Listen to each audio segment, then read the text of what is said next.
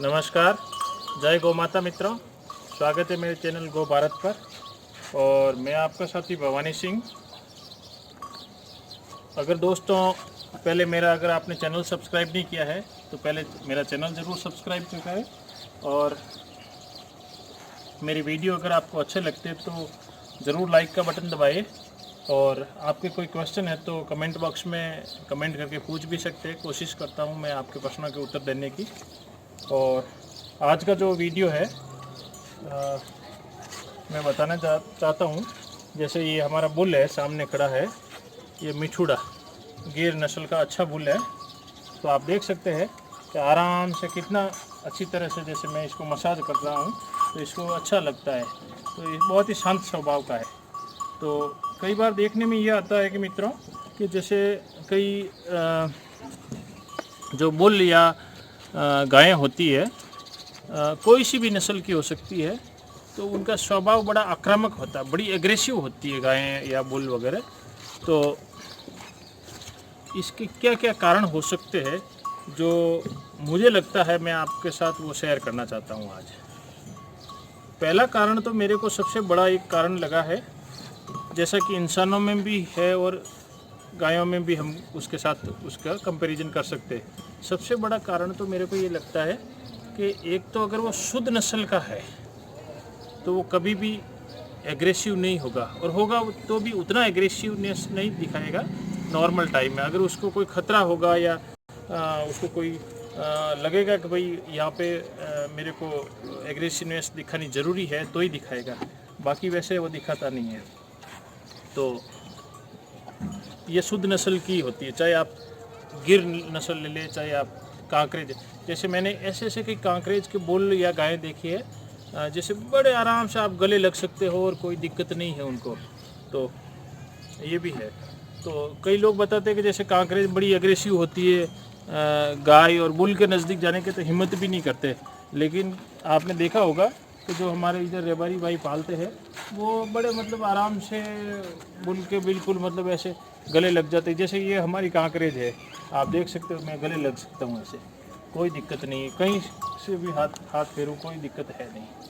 तो एक शुद्ध नस्ल का होना बहुत ज़रूरी है। अगर उसमें शुद्ध नस्ल में जैसे कोई दूसरी नस्ल का समावेश होता है, अननोन, जिसका कोई पेडिग्री नहीं, उसके न माँ का पता, न बाप का, न दादी का, नानी का कोई पता नहीं, कोई सा एचएफ का बुल या एचएफ मिक्स का या जर्सी का बुल जो भी है वो क्रॉस हो गया, फिर वो संकर नस्ल पैदा हो गई। तो उससे क्या होता है कि जो जो मूल नस्ल होती है उसके गुण धीरे धीरे ख़त्म हो जाते हैं और वो दूसरी नस्ल के गुण मिक्स में आने लग जाते हैं। तो एक एग्रेसिवनेस उसकी बढ़ जाती है। ये एक मेरे हिसाब से एक बहुत बड़ा कारण है। और दूसरा कारण ये है कि आपने शुरू से उनको पाला कैसा है।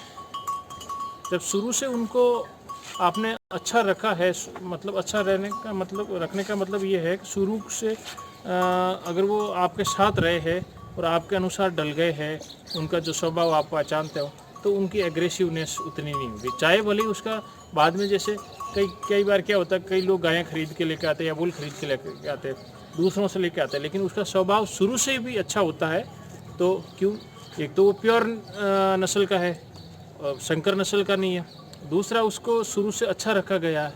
ये भी एक बहुत बड़ा कारण है कि अगर आप जैसे मैंने ये देखा है मोस्टली, जैसे आपके क्षेत्र में तो मुझे पता नहीं, लेकिन एक बहुत बड़े क्षेत्र में, राजस्थान के बड़े क्षेत्र में मैंने देखा है, हमारे इधर जो सूनी गायें और जो बछड़े या बुल है वो बहुत ज़्यादा घूमते हैं। सूनी का मतलब ये है कि लोगों ने किन्हीं कारणों से उनको छोड़ दी, जैसे कोई बच्ची नहीं देती है, दूध नहीं देती है, दूध खा के भी लोग छोड़ देते हैं। और कई बार क्या होता है कि जैसे संकर नस्ल की होने के कारण दूध उनका उतना नहीं होता है, तो लोग चारा खिलाना नहीं चाहते, वो भी उनको छोड़ देते हैं। और जैसे जो बछड़े होते हैं मित्रों, तो कई लोग क्या होता है कि बछड़ों को भी आवारा जो सड़कों पे छोड़ देते हैं। तो अब आप सोचिए, जो शुरू से ही जो गायें, बछड़े या बछड़ियाँ, मतलब एक बिना उनका व्यवस्थित जीवन नहीं होता है, वो जहाँ मर्जी आए बैठ जाते हैं, जहाँ कोशिश करते हैं, जहाँ कुछ भी चरने को मिल जाए अपनी खाने की तलाश में घूमते रहते हैं। तो फिर वो उनका स्वभाव क्या कि नेचुरली धीरे धीरे एग्रेसिव होता जाता है, क्योंकि एक तो उनको प्रॉपर टाइम पे या प्रॉपर मात्रा में खाना नहीं मिलता है। तो वो क्या खाने की तलाश में घूमते, झुंड में भी रहते कई बार। तो झुंड में क्या होता है, कोशिश ये करते कि दूसरे से मेरे को ज़्यादा मिल जाए, तो धीरे धीरे उनके स्वभाव में एक एग्रेसिवनेस आती जाती है, वो आक्रामक होते जाते हैं। लेकिन आप देखेंगे अगर शुरू से आपने उनको अच्छा पाला है, शुरू से आपकी गौशाला में रहे हैं, तो वो एक उनके बीच में एक जो एक सामाजिकपन है वो आता है। जैसे अब गायों में देख सकते हैं आराम से, अभी शाम को दुआरी हो गई, दूध निकाल दिया, अब ये आराम से जिसको आप इधर देख सकते हैं, जिनको चरना है वो चर रही है आराम से, और जिनको नहीं चरना है वो किसी कोई चाट रही है आपस में, कोई इनकी भी मित्रता होती है। तो ये देखो आप, मतलब आराम से खड़ी है, तो ये कोई एक दूसरे को मार भी नहीं रही, और मैं भी जैसे यहाँ पे खड़ा हूँ तो भी कोई वो उनको कोई दिक्कत नहीं होती है। तो उनका स्वभाव धीरे धीरे नेचुरली वो शांत, उसमें एक वो जो सामाजिकता का भाव है वो आ जाता है, जैसा कि हम इंसानों में भी होता है।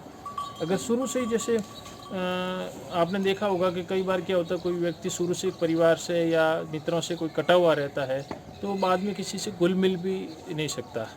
तो वो मतलब उसकी सारी उम्र उसका एक नेचर उसी टाइप का रहता है, वो का वो वही है। तो गायें या बुल खरीदते समय इस बात का ज़रूर ध्यान रखें कि आप जब भी ले तो दूध से पहले सबसे पहले जो बात देखें, क्योंकि जैसे आप गाय घर पे ले जाते हो, आपको दूध नहीं निकालना आता है। जैसे हमारे घर में जो माताएं बहनें दूध निकालती है, तो उन गाय के नीचे बैठते हैं, तो फिर वो लाते मारती है, फिर या अपने सींग मारती है, तो बाद में बहुत बड़ी दिक्कत आती है। तो सबसे पहले आप ऐसा करें, अनजान, जब मेरा ऐसा मानना है कि जैसे आप गाय ले या बुल ले, तो आप उसके लिए अनजान है, किसी से ले रहे, तो उसके पास जाके आप आराम से अकेले में कोशिश करें कि जैसे उसके हाथ फेरे, और उसके सब जगह जैसे यहाँ पे कनों में वगैरह जैसे हाथ फेरने की कोशिश करें, तो आपको तुरंत पता लग जाएगा कि उसका स्वभाव कैसा है। तो सबसे पहले स्वभाव देखें, सेकंड नंबर पे दूध आता है, और उसके बाद में और बहुत सारी चीज़ें जैसे ब्रीड वगैरह, उसके ब्रीड कैरेक्टरिस्टिक्स और बहुत सारी चीज़ें, लेकिन स्वभाव अच्छा होना ज़रूरी है। जैसे कई मित्र, मेरा मित्र है जो वो क्या है कि जैसे कमर्शियल लेवल पे नहीं, सिर्फ अपने परिवार के अच्छे खाने पीने के लिए 1 या 2 गाय रखना चाहता है। तो जैसे 1-2 मित्र मेरे से भी गाय लेके गए, और जब मेरे पास एक्स्ट्रा अवेलेबल होती है तो उनको दे देता हूँ, तो वो भी है। और दूसरा क्या है कि जैसे आप, जैसे हर कोई आज के ज़माने में शुद्ध खाना चाहता है, तो शुद्ध खाने के लिए जैसे उनके पास शहर के नज़दीक अच्छा प्लॉट है, जगह है, तो 1-2 गाय वो आराम से रख सकते हैं। तो उनके परिवार का दूध, दही, घी, मक्खन वो अपना खुद बना लेते हैं। और माताएं बहनों के भी क्या होता है कि कई बार उनकी भी रुचि होती है, तो उनको भी एक थोड़ा काम करने को मिल जाता है, कुछ तो करें। तो परिवार के काम के साथ साथ में वो भी ये काम हो जाता है, उसके लिए आपको कोई एक्स्ट्रा एफर्ट्स भी नहीं करने पड़ते हैं। तो सबसे पहले ये ज़रूरी है कि आप स्वभाव देखें। तो गायों और बुल का एग्रेसिवनेस है, मेरे हिसाब से ये 2 बड़े रीजन में इनको मानता हूँ। पहला तो वही है जो वर्ण संकरता आती है, उसमें जो ब्रीड का जो शुद्धता है धीरे धीरे ख़त्म हो जाती है, वो है। और दूसरा जो आपका परवरिश, जो आपने शुरू से अच्छी परवरिश है, अगर शुरू से वो सड़कों पे सूने घूमते हुए है, तो उनसे आप वो उम्मीद नहीं रख सकते, क्योंकि वो उनकी गलती नहीं, वो गलती हमारी है, हमने उनको छोड़ा है। तो उस वजह से उनमें एग्रेसिवनेस आएगी, चाहे कोई भी ब्रीड हो। ज़रूरी नहीं है कि बड़े बड़े सींग और बड़ी उसका बॉडी स्ट्रक्चर हो तो एग्रेसिव होगा, नहीं होगा। जैसे आप देख सकते ये इसके बड़े बड़े सींग है, अब देखो मैं इसके सींग पकड़ लेता हूँ, हाथ घुमा लेता हूँ, कोई दिक्कत नहीं है। अब हमारा बुल है, तो बुल का भी जैसे मैंने आपको पहले भी बता दिया, देखो आराम से, कोई वो है नहीं, तो मस्ती से, मतलब मैं इसका हाथ फेर रहा हूँ तो ये मेरी आवाज़ भी पहचानता है, और ये नोटिस भी नहीं कर रहा है, इसको कोई दिक्कत भी नहीं है, ये है। तो मित्रों, आशा करता हूँ ये जो छोटी सी है लेकिन बहुत ही महत्वपूर्ण जानकारी है वो आपको अच्छी लगी है। गाय और बुल खरीदते समय ये ज़रूर ध्यान रखें, पहली चीज़ स्वभाव देखें उसका, हाथ पे हाथ घुमा के उसको देखें। तो अगर मेरा वीडियो अच्छा लगा है तो लाइक का बटन ज़रूर दबाइए, और मेरा चैनल सब्सक्राइब कीजिए। धन्यवाद।